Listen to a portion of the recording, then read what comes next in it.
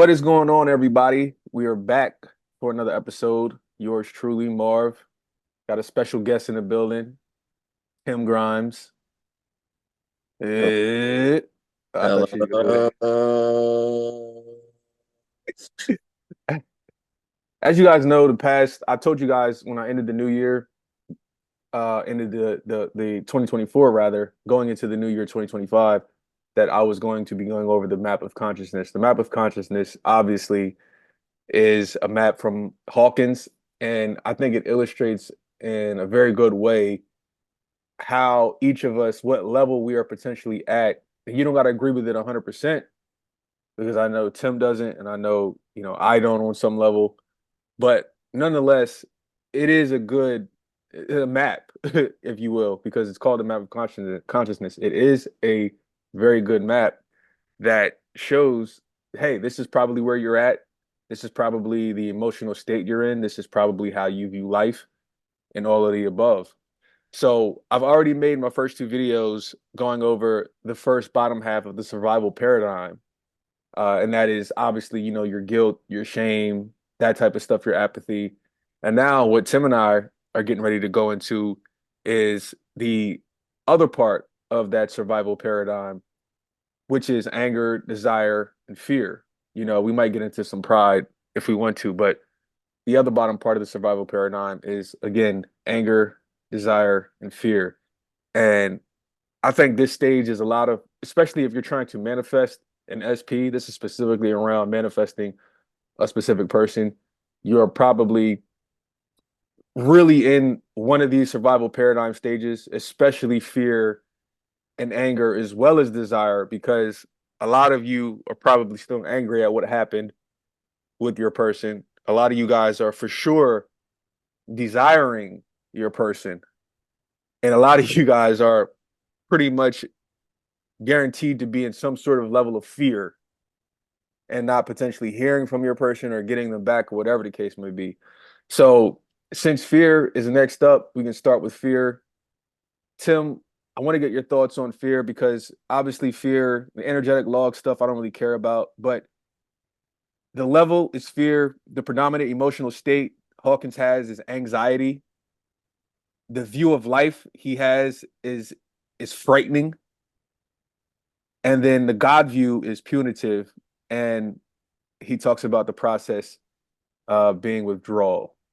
So I just want to hear your thoughts on, the fear part of the map of consciousness in regards to Mhm. mainly obviously SP stuff and how Sure. so Yeah, I mean, this is interesting to start with this for me. I mean, we'll address the SP stuff specifically, but first, let me say that honestly, I think I think fear is the most. I think fear is the driving force for so much we do in life, and it, I just think fear is one of the main things if we're doing work on ourselves, whether it's spiritual work, more psychological based work, you could say, or self improvement work, whatever kind of self work you want to do on yourself. Fear is probably going to be one of the main emotions or feelings that you're going to be working through and with. I would personally say it's one of the main reasons I like these law of attraction type of teachings. It's helped a lot of these LOA teachings, including Hawkins, have helped me work through and with my fear more effectively. But for me, I think fear is like this is one again, like Marvin said, I love Hawkins. Letting Go is, I think, a book that everybody into LOA should read. Healing and Recovery. Actually, I think I have it behind me right now. Healing and Recovery by David Hawkins is another amazing book. He talks a lot about fear and anxiety in there. Um, I love Hawkins, but honestly, I feel like fear is like, I don't know, like it's like the whole survival paradigm in a way comes back to fear. Like we're scared. If you're not scared, you're okay, right? Like this is why I always talk about, like, in like my book, The Joy of Not Thinking. Like when you stop thinking so rationally, when you stop overthinking, you realize I'm okay right now. And where's the fear? Oh yeah, there's no fear. Jan Fraser, one of my favorite spiritual teachers, she's got that masterful book called When Fear Falls Away. Because when fear goes, you're okay. So this in many ways is the main thing that I like to address with all of my clients, and that I like to address with myself primarily. The main thing I'm looking at when I feel bad is, what am I fearful of, or like, what am I feeling? And in all likelihood, if I feel bad, it's fear in some shape or form. And with SP clients, I think it's the main thing to look at. What are you so scared of? Are you scared of being rejected? Are you scared of the shame of that? Are you scared of not having this person? Are you scared of being alone? Are you scared of dying? Why are you so scared? Why is there so much fear surrounding this relationship?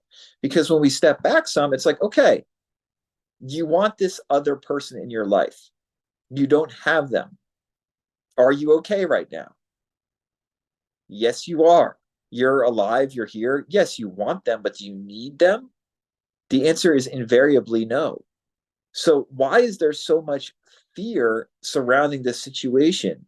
If you love the other person, and if you don't love the other person, why do you want them so badly? That's a very good question to ask yourself. But if you do love the person, why is there all this fear about them not being with you if they say, I don't want to be with you?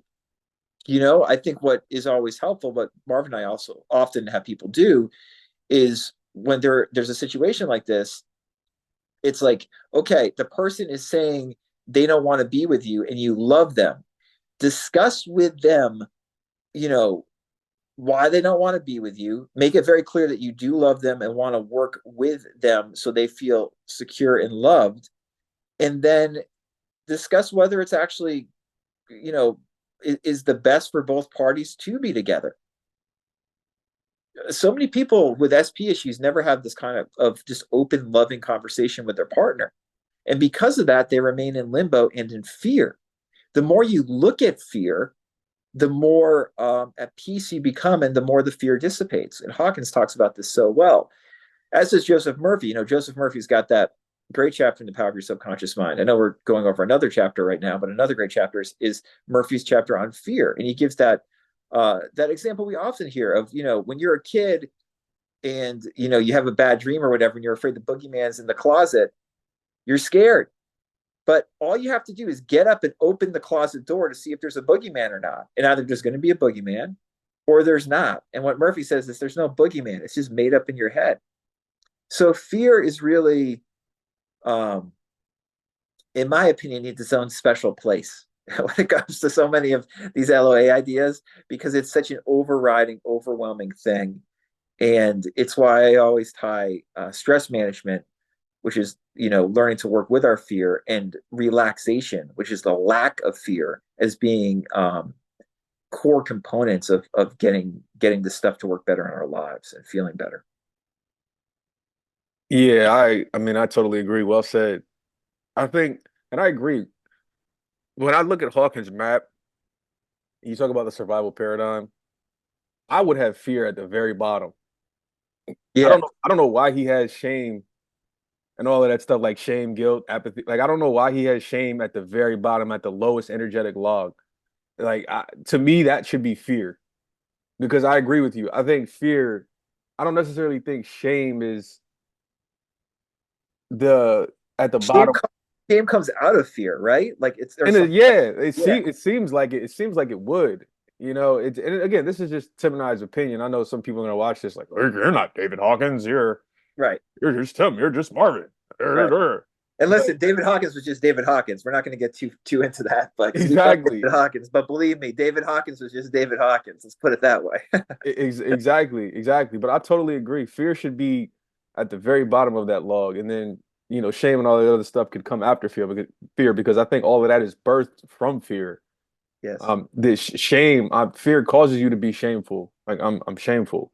You know what I mean? Because I'm afraid that people are gonna find out what I did. So you know what I mean? Like that type of Yeah, stuff.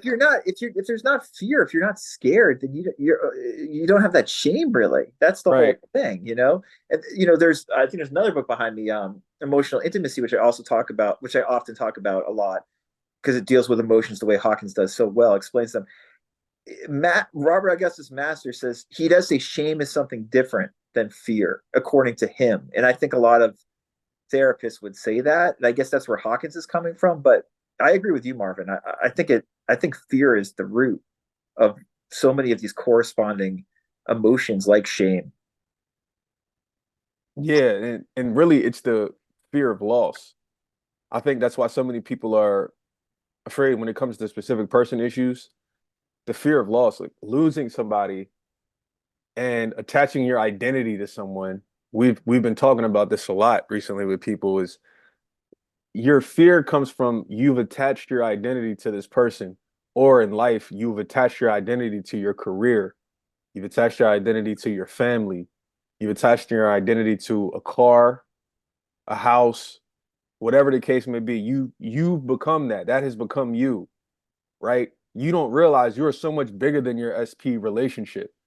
You're so much bigger than your house or the car, whatever the label is you have. You win 10 Emmys, you win 10 Grammy Awards, you win 10 Academy Awards. You think you're significant now. You think that, oh, I'm significant because people are putting significance up here and certainty up here, not realizing what they really want is love. But they think if I have these things in the material world, if I do these things, then I'm going to be significant, which is what's going to cause people to love me. And then when you get these things and people don't love you, you're like, what's going on? I thought they were going to love me. I'm significant now. You should love me. I have a house now. I have a car. I have millions of dollars. You should love me. Why don't you love me? I'm significant. I feel significant. This is what I thought was going to bring me significance, and it didn't. And so then again, fear comes in is when you realize and you get rid of all of these things, and you're like, man, these people don't love me for all of this.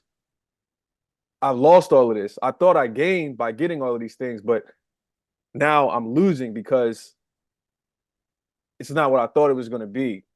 And I think that's what really makes people afraid is that fear of loss, that huge fear of loss. Like, man, I attach my identity, all these things. What happens if this gets taken away from me? What happens if I get something and it's not what I thought it was going to be, or whatever the case might be? You know, I don't want to lose this thing. But when you realize you are so much more worthy than your relationship, you're worthy with or without that stuff. You're worthy with or without the money. You're still God with or without the money. You're still God. We just got done talking to somebody, a client, about this. You're still God regardless of your career status, regardless if you can pay your rent or not. You're still God, you know? So what are you the fear? The fear is like you said, it's made up in your mind. It's not real. It's just it's going to be there, but it's up to you if you accept it or not. It's up to you if you dwell on it or not. You have people don't realize you have a choice to dwell on that fear. You have a choice. People don't realize that. You have a choice. So when you realize you have a choice, you choose to not dwell on it. You choose to get better over time and to say, you know what? I understand this thought is here, but I'm not gonna let this thought bother me the way that it would have bothered me last year, 2 years ago, 5 years ago, whatever the case may be. So Yeah, exactly. yeah, Exactly. It's. I think this is why people like Neville and so many of these great teachers talk about the feeling of relief because the way, and again, this is the direct link, guys. Like the way Hawkins talks about letting go of fear is you feel the fear, you feel the energy behind it in your body, and you don't pay attention to the thoughts associated with it. Like Marvin said, like it's it's there. The fear is there, but instead of mentally playing into it, dwelling on it, you allow the feeling to be there without judging it. And when you do that, and this is again what Hawkins describes beautifully and so clearly, when you do that, focus on the feeling instead of the thoughts associated with the fear. Focus on the feeling. What inevitably happens, whether it takes 10 minutes or 10 days, is eventually that energy releases itself. This is an inherent physiological process that just happens. We all are letting go of energy all the time. It's coming and going. And that fear that might be so overwhelming seemingly when we start feeling it, if we just feel into it, eventually will dissipate. It will drop away. And the feeling that will be left will be one of relief. And this is very similar, if not exactly the same, as when Neville talks about that feeling of relief of, it's done. In other words, there's been this thought, basically, I'm unsafe. And then you realize, you open the closet, there's no boogeyman. I'm fine. That's letting go of fear. That's the process. And it's like, it's almost like a creative process. And this is again why, like, Neville gives the example of like procreation, where like once, like, the seed's been, like, been released, right? Like, it's over. Then it's done. It's done. And then the plant just grows. But it's the child just grows, but it's already been planted. And the relief of that is tremendous. That's what people want. You don't want the Right. SP. You want the relief of not having that fear, and having that relief and I'm okay. That's what people really want. It has nothing to do with the external, really. And again, this is what David Hawkins explains so well. Yeah, I couldn't agree more. And again, I can't stress enough, don't put sig don't put significance up here, right? Don't put any of these things, because what happens is inevitably is most of you guys are putting your specific person, or you're putting something on a pedestal. You're putting your job, you're putting your career, you're putting whatever it is in the 3D, you're putting all of these things on a pedestal, and you're putting, because you're putting the fact of you becoming significant, or you and your relationship has become so significant that you have a fear of loss. And as law of attraction, as we know, law of attraction, law of assumption, when you are so worried about, when you start thinking about, man, what if I lose this relationship? Man, because now you're holding it up here, and you're like, man, what if I lose this relationship? Man, what if I lose this house? What if I lose this car? Inevitably, you're inviting that in. And to not, I'm not saying to not necessarily, it's weird how you got to put it. I'm not saying to not necessarily have something as a priority.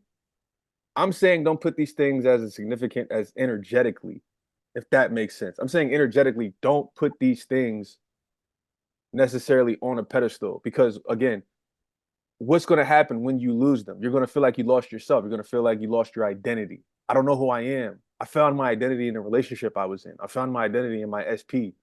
I don't know who they are. I don't know who I am without my SP. They became me. I became them. I'm lost now.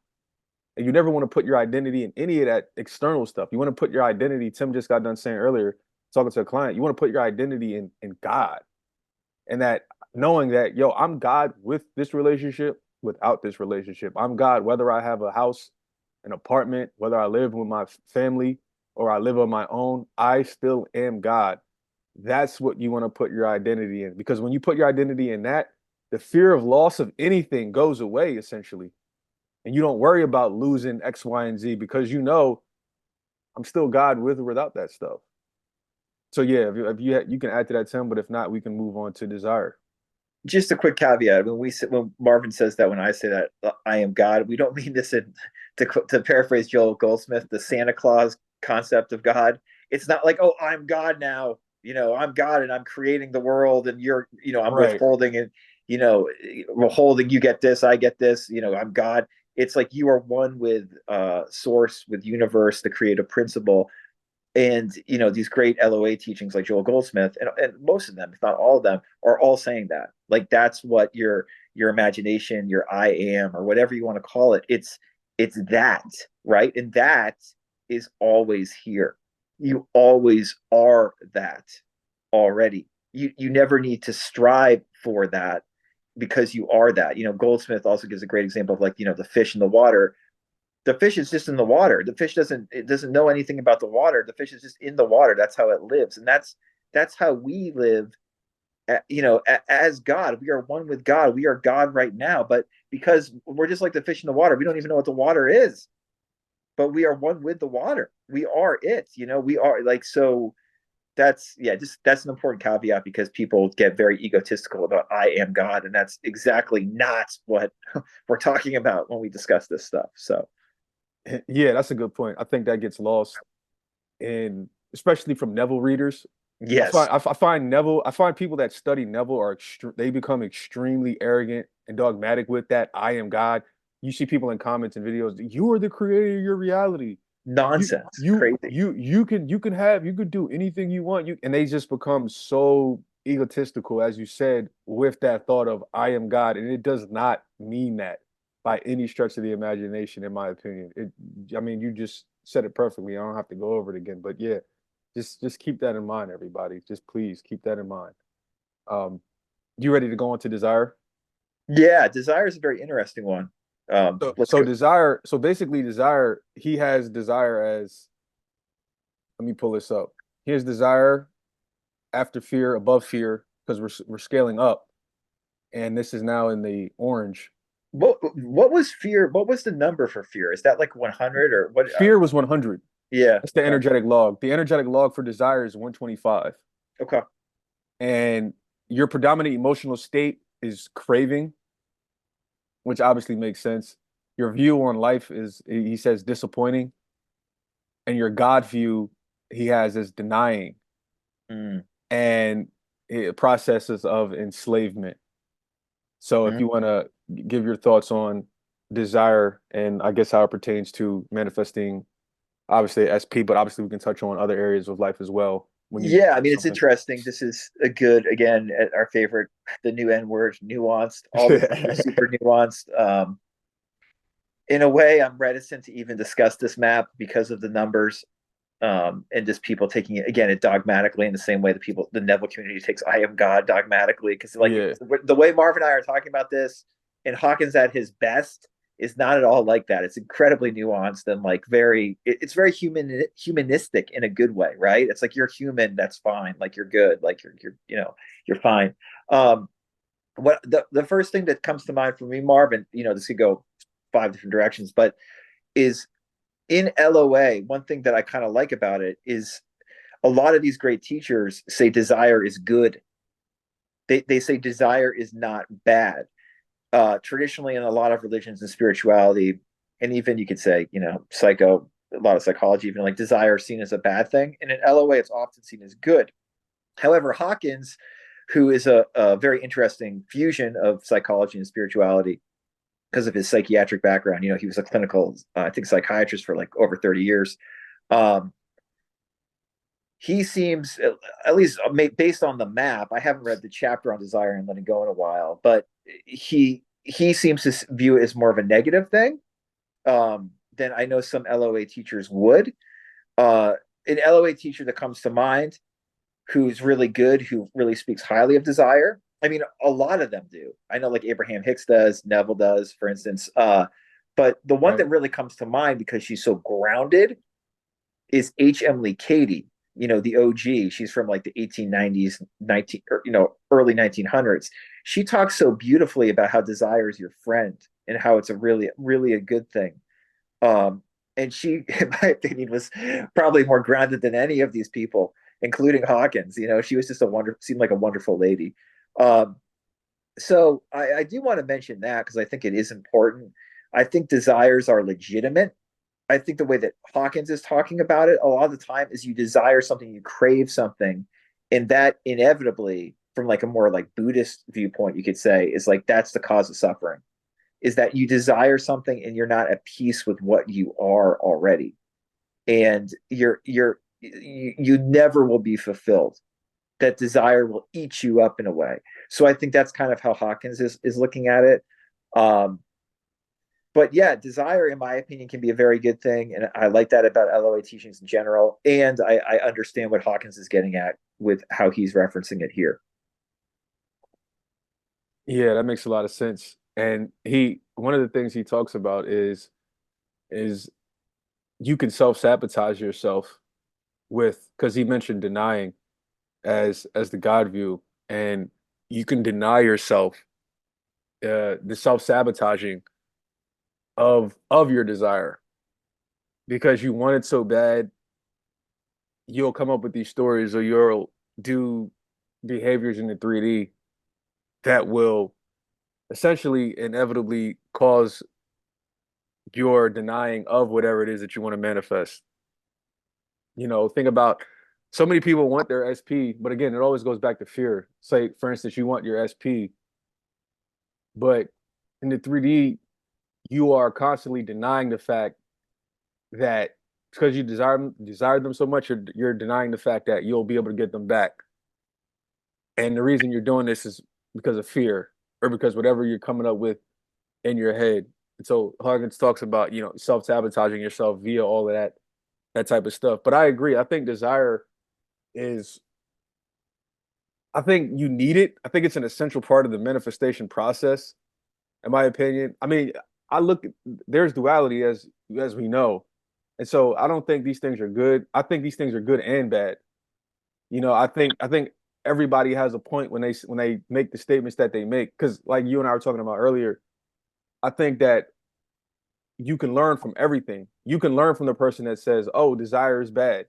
This is why." Boom, boom, boom, boom, boom, boom, boom. You don't have to adapt it, but you can listen to it. Then you can also learn from the person that says, "Oh, desire is good," and then say boom, boom, boom, boom, boom, boom, boom, and then list off the reasons why. I do believe desire is a great stepping stone because desire shows you what you want. It shows you naturally what you, and people say that desire, people always say when you have that desire about something, that's essentially, and you can disagree with this or not, depending on who you are, that's your subconscious mind communicating to you, this is what you're supposed to be doing. This is what you're supposed to have this thing, right? And so desire is good because it gives you, in a sense, it can at times give you the motivation to pursue something, to go after it and say, I want that. You have a desire to get that house or to get that car or to get these material things. What would we be as active, as proactive as we want to be if we didn't have desire? Think about what life would be like if we didn't desire shit. If we didn't desire anything. We got up, we didn't care about getting a house or getting a car, getting a relationship, didn't care about having kids. We wouldn't be as advanced as a culture, in my opinion, if we didn't have desire, that ability to desire, that ability to conquer, or whatever word you want to use. So desire has its good and desire has its bad because you can desire something for the wrong reasons. You shouldn't desire another person's wife. You know what I'm saying? You shouldn't desire another person's husband. So again, there's duality, there's dichotomy to everything. There's both sides are needed. And so that's how I look at desire. But most times, desire, in my opinion, can cause people to slow up their manifestations potentially because if you really if you really had what you wanted, you wouldn't desire it anymore. If you really had your SP right now, you would not be desiring them. If you really had that mansion or that car, or if you were successful already, you wouldn't be desiring that anymore unless you wanted more. Unless what's that? Is that what's the word? Gluttony? Is that the word? Yeah. Unless you wanted more, then that's the only time you would say, "Oh, I desire. I have $50 million. I desire 100 million. I want more." Most times, people will totally be comfortable with having, you know, a smaller number, much smaller number. But again, if you become gluttonous and you say, "Ah, man, this is not enough," I want more. That to me, that's the part where you got to be careful with. And this is where all of that, balance type of stuff comes in. But you can go ahead, Tim. No, yeah. I mean, I think traditionally the way that most of us look at it, understandably, is like it's like this insatiable urge that can't be fulfilled. I think people like in the LOA space who use it positively, which again I think is a wonderful thing.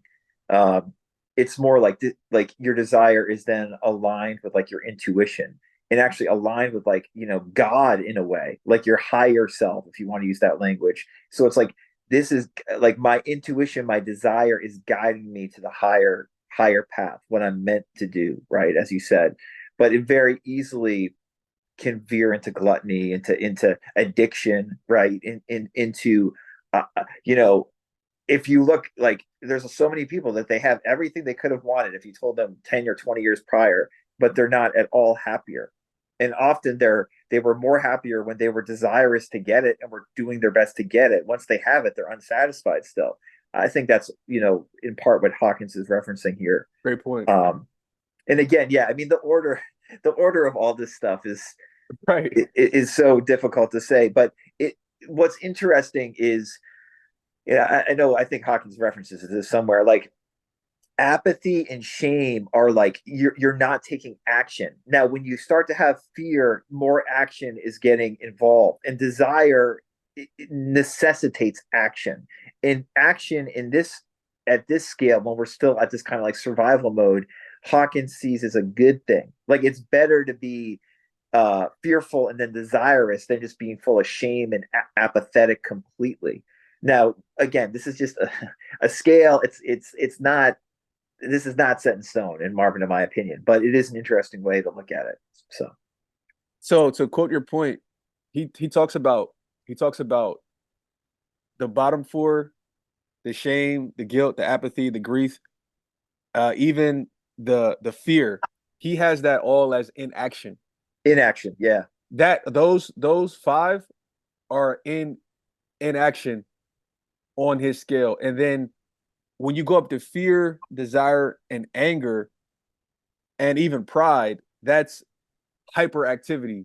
So interesting. when you're on the bottom echelon of the map of consciousness, you basically, I guess in a sense, he's saying you have no motivation to do anything, to take any action, to get any You sleepwalk through life. It's like that kind of vibe. exactly. And then once you move, you're starting to move upward now into the next levels, and then eventually into the yellow levels. Now you're out of fear, you're gonna potentially do more Right. because you're like, oh shit, my rent's due. Oh, I need to pay this. I'm afraid, so that's causing me to take way more action. I have this desire to get that house or to get that car, to get my SP back. I'm gonna potentially take more action, which is why he says hyperactivity. And then we haven't gotten into this yet, but maybe this is a good segue. Right above desire is anger. Yeah, that's a good one. I'd love to talk about that because that's very important. I love how Hawkins talks about it, if I remember correctly. So he has anger. Anger is an energetic log of 150. That's quite a jump from 125, which Yeah, which 125 was desire and and quite a 100 was jump from fear. fear, mind you. And that's the Yeah. whole thing. Yeah. So he And jumped. Go ahead. no, what is the thing, Marv? Like fear is like just excitement that's not acted upon or something like that, and like anger is like the bridge to excite. Anger is fear in motion, fear in action. Is what Mm. I guess that's what I was gonna say. You know. Yeah, and he has that at 150, and then he has the predominant emotional state is hate, and then the view of life is antagonistic, and then the God view is vengeful Hmm. and expressed through the process of aggression. Hmm. So you can go ahead and start giving your takes on anger, not necessarily in response to Sure. what he No, that said, like but your your right. your I mean, your view. we've spoken about it before, and I've spoken about it a lot because it's under discussed in the LOA space in general.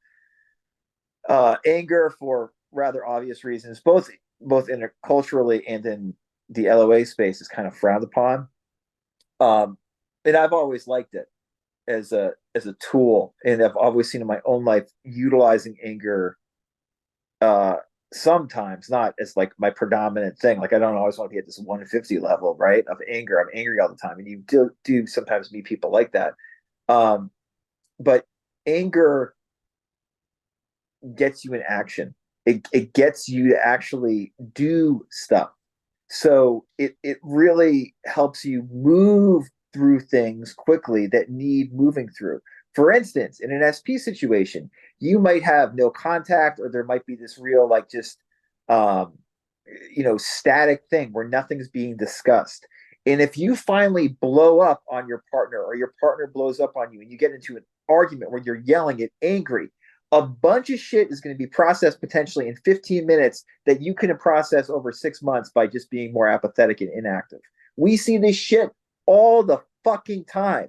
Now, what I've realized is if I need to, I can speed up having conversations that need to be had, quote unquote, need to be had. I'm patient for a while, but then I'm not afraid to blow up and get angry momentarily because I know it's going to get us to the end result we want much faster than if I'm just kind of, beat around the bush and act kind and suppress my feelings of anger or whatever.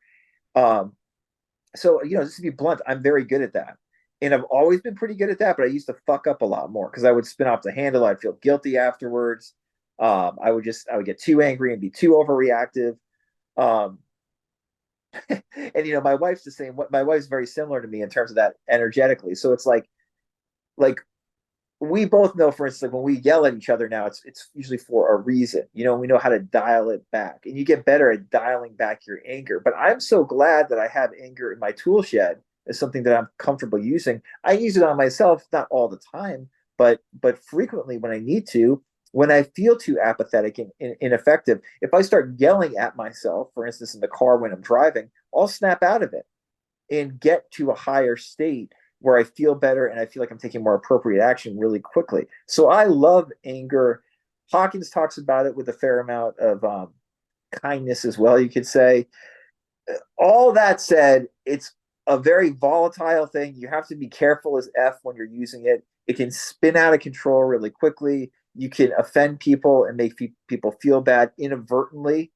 Um, that hate, if it really does come to that hateful energy, and I mean that's a strong word. I don't know, but it, when you get to that hateful energy, you really have to be careful. But it's a great way to move energy, and anger is really underutilized by a lot of people because it gets you active. So yeah, Yeah, it definitely gets you active, which is why he has it. He has hyperactivity as part of that. As part of, exactly. but I agree. When you're again, you can learn from the good and the bad of anger. You can learn from the good and bad of all of these things. You can use all of these states. You can use to your advantage. You can use shame, guilt, apathy, fear, whatever, desire. You can use all of these things to your advantage. Most of the Can we pause there for a sec too, go Marcus? ahead, go That's ahead. such an important point, and this is why the scales. I disagree with the scale. It's like, again, you look at that book like Emotional Intimacy, and I've leaned into the stuff for myself over the last year and a half a lot more. Stuff like shame, if you work with that, is fucking life changing. So like if we're using the Hawkins scale, like what's shame at this on the scale? What number is it? 25 or something, or it's really low down, right? The number. You said shame? Yeah. Yes, 20. Yeah, if you feel into that's about as low as you can go. If you really work with that, guys, and feel it, that will change your life, and you'll shoot up on his scale to like above 300 really quickly. Just to be blunt, so that's why putting this stuff in this map is. You knew this was going to come, Marv. I was going to get to the point where like this is just ridiculous. Like the map thing is ridiculous. You know what I mean? Because shame can be so helpful. So I just wanted to underscore that, like, and these other feelings too that you pointed out. No, that was great points on all fronts. That's why I was saying, no matter what these points are, these you can use all of these to your advantage. But the problem is I think most of us use them to our disadvantage. Yes. Just like anger. Anger, people use anger to their disadvantage because when you allow anger to cause hate, that's when you're running into serious problems. You're going to run into serious problems, and that's going to potentially you hating something or someone or your SP or whatever the case may be. This is what's going to cause hyperactivity in the wrong way.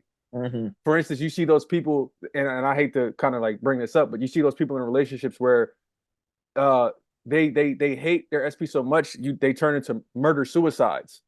You know what I mean? Like that's hyperactivity. You want to go kill your SP and then you're going to take your own life because you're in this anger state and you hate your SP or you hate the third party.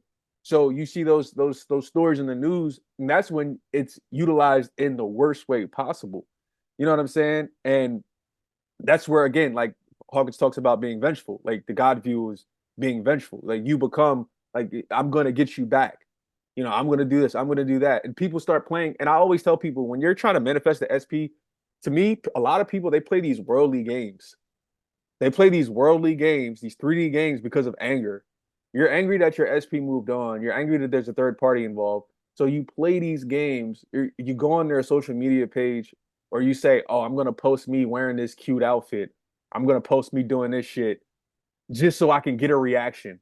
Again, hyperactivity in the Yeah. worst way. You're taking this hyperactivity in the worst fucking way, and you start doing shit to see if your SP's watching your page, if they're gonna react.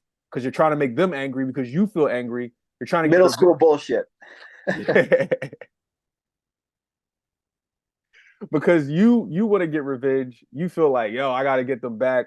Forget this third party. And then when they don't respond to your picture you post, when they don't respond to, they see you out of the party, whatever the case may be, they don't respond the way you want them to respond. Now you get even angrier. And then that causes you to potentially become even more hyperactive and do something even crazier, like pull up to where they're at or whatever the case may be. And so again, anger can be utilized if you utilize anger properly. Just like Tim had that great video where he talks about just screaming, just going for a walk and quite frankly, just getting stern with yourself and talking to yourself out loud and just talking to yourself like, yo, what the fuck are you doing? Like, what the fuck is wrong with you right now? Get it together. Stop doing this shit.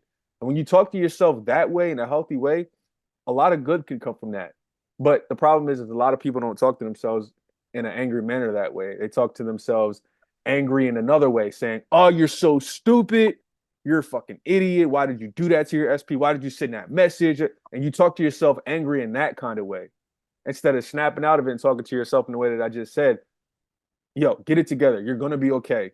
You're gonna be fine. Wake up. This is what it is. Don't sit in this. Let's go walk. Let's go run some errands. Let's go do something.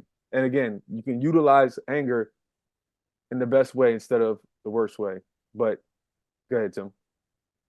Yeah, no, I agree. I mean, I think when you utilize anger with yourself and with another person, especially an SP, you have to, if we're using internal family systems language, like the IFS modality, it's like you have to be protective of your child parts and not get angry with them.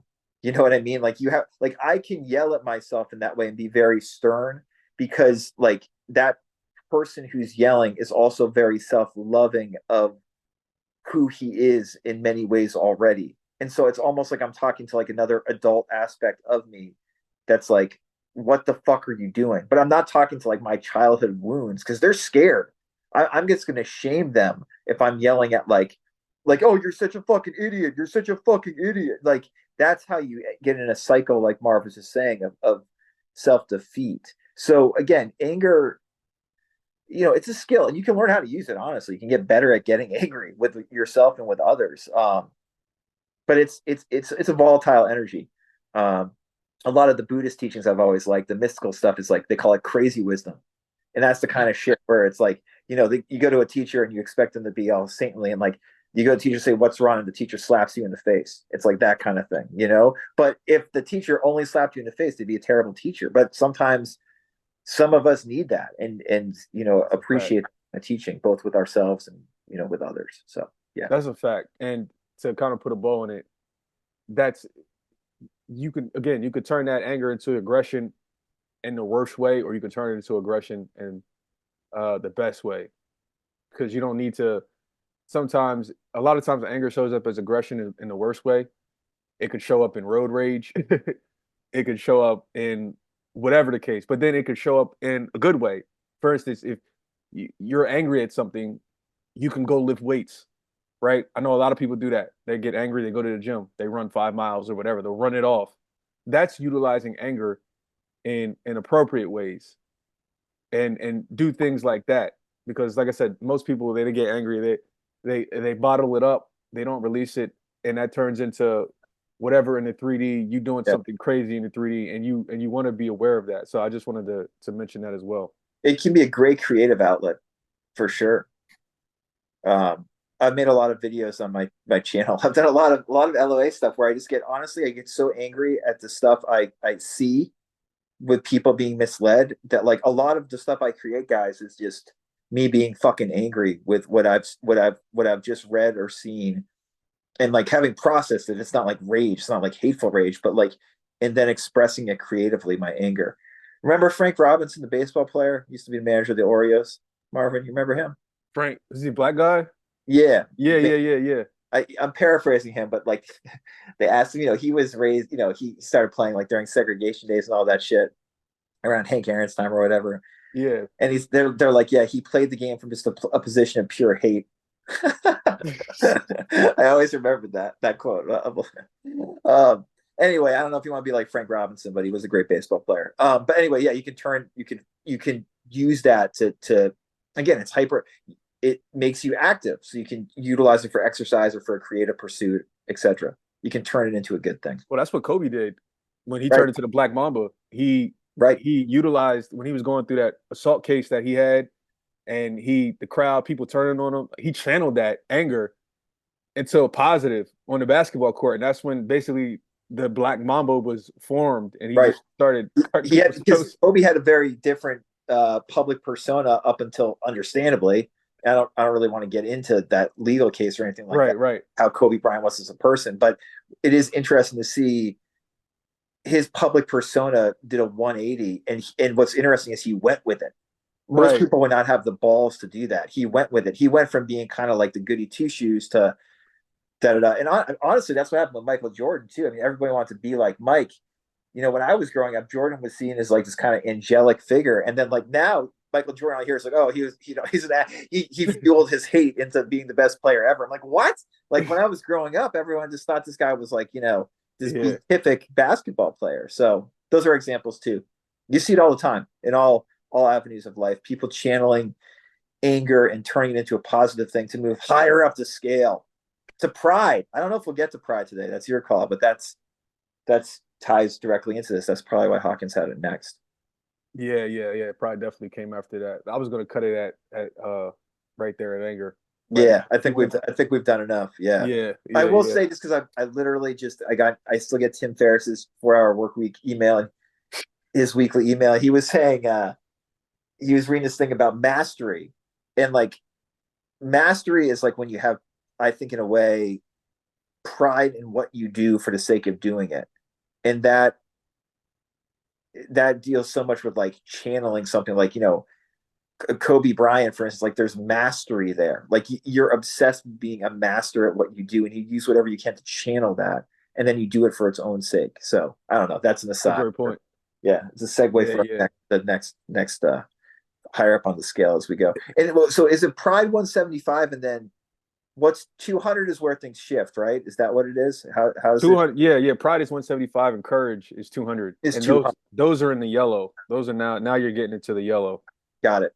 Okay, great. And that is still um no, that's a lie. Courage is now in the happiness and productivity 200 is where things stage. shift, right? And Yeah, Hawkins has that. Hawkins says the majority of the population. I forget what he says, but the majority of the population is definitely under 200 according to him. If you believe, and I mean, I agree with that. I don't agree with the numbers per se or whatever, but yeah. I In the mean, order without question, the vast majority of our population has a lack mentality. I mean, for sure. duh, right? But no, but again, for those of you who haven't check out David Hawkins. He's got a lot, even just on YouTube. There's so many good short videos. Um, yeah, we were the one last week, Marv. Like, uh, happiness is getting what you want. Stress is not getting what you want. Like that's David. Like this Google, or yeah, you look on YouTube some of Hawkins videos. He was a good guy, funny guy. So No, all good. If you stayed with us this long, you're crazy. But if you stay with made us it to this long, Pride. You made it to Pride and Mastery.